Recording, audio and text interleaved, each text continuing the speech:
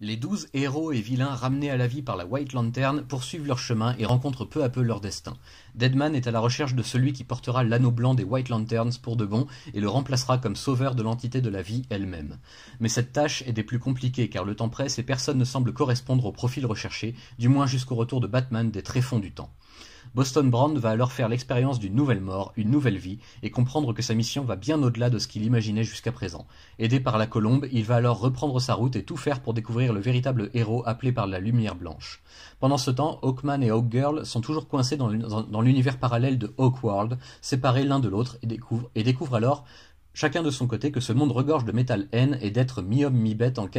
guerre constante les uns contre les autres, suivant la volonté de la Reine des Faucons, qui n'est autre que la mère de la première incarnation de Hawkgirl à travers le temps durant l'Égypte antique. Aidée par Had-Set, cette femme diabolique et avide de pouvoir tente de recréer un portail entre les mondes pour rejoindre l'univers connu et en devenir la souveraine absolue. Pour cela, elle a besoin des corps et des cœurs des deux amants maudits qui ne vont pas se laisser faire mais qui se heurteront à une fatalité inhumaine.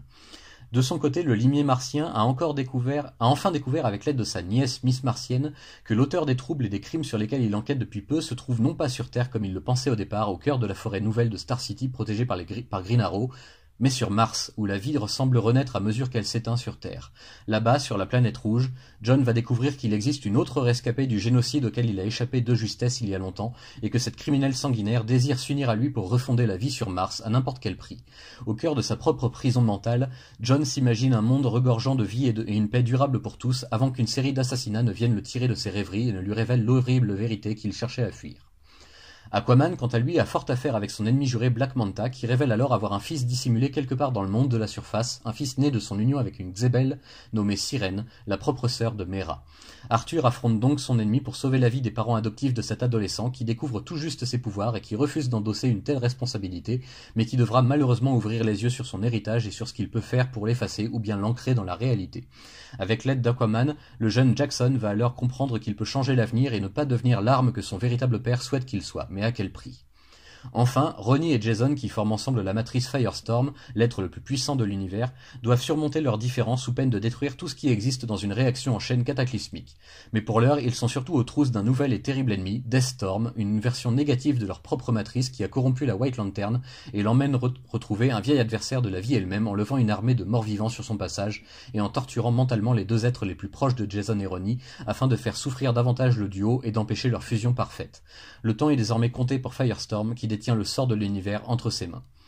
Second tome et plusieurs grosses révélations sur chaque histoire. Elles sont toutes aussi passionnantes les unes que les autres, même si j'ai eu une nette préférence pour celles d'Aquaman et du limier martien qui sont réellement parmi les plus belles et douloureuses que j'ai pu lire et admirer jusque-là. Admirer, c'est le mot, car les dessinateurs ne chôment pas et livrent le meilleur de leur capacité pour porter un récit aux multiples ramifications qui glissent tout doucement vers une fin ardemment attendue et désirée.